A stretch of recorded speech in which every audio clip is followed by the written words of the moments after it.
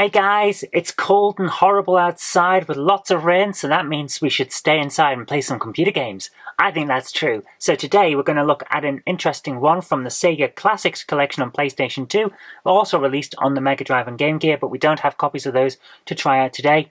It's Tant-R, part of the Puzzle Action series from Sega. Let's get straight into it.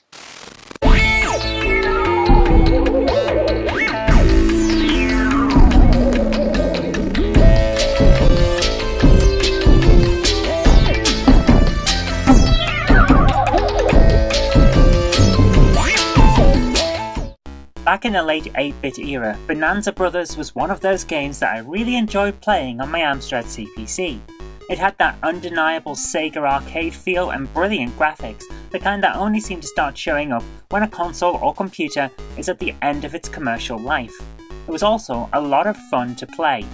Naturally, when I moved on to start collecting games for the PlayStation 2, I had to track down the Sega Classics collection because it had a PS2 port of the arcade version of Bonanza Brothers on it. But that wasn't all. Unbeknownst to me at the time, the characters from Bonanza Brothers had starred in a spin-off puzzle game called Tant-R, the first of 3 puzzle and action games. That game was also packed in on the Classics collection. Playing Tant-R is a bit like playing a WarioWare game. You're presented with a series of micro games and you have to beat each one 3 times in order to progress through the story. What's the story?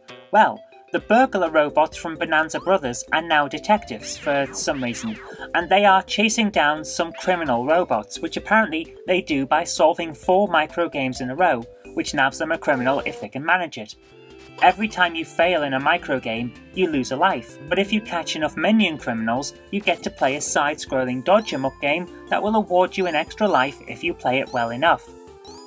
It's a very simple premise, but that's just what this kind of game needs. The story is secondary to playing the micro games, so keeping it simple makes it easier to follow what's going on.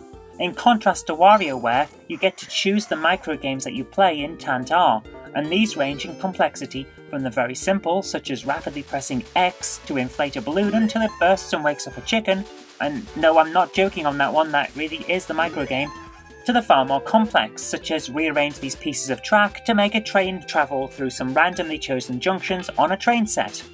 Each game is short, and they never outstay their welcome. Most of the micro games are different to one another, and each one has its own particular quirk that keeps it interesting.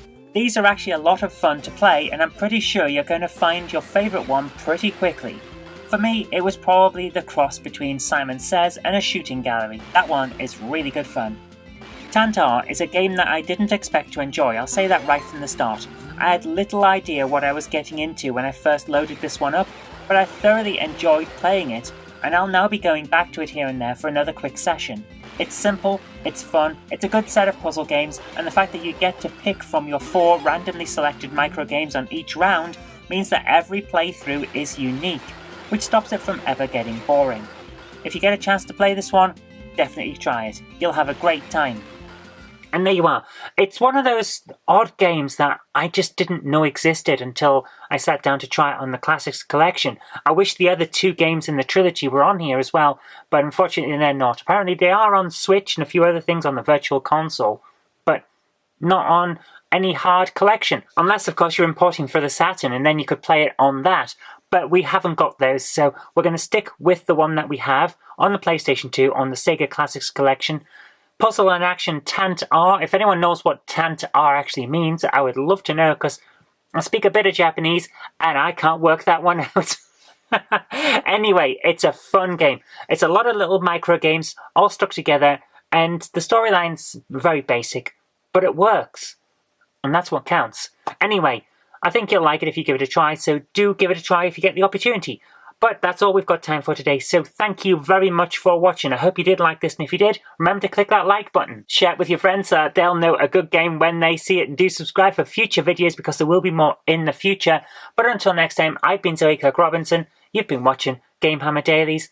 I'll see you next time. If you liked today's video, please consider supporting me on Patreon.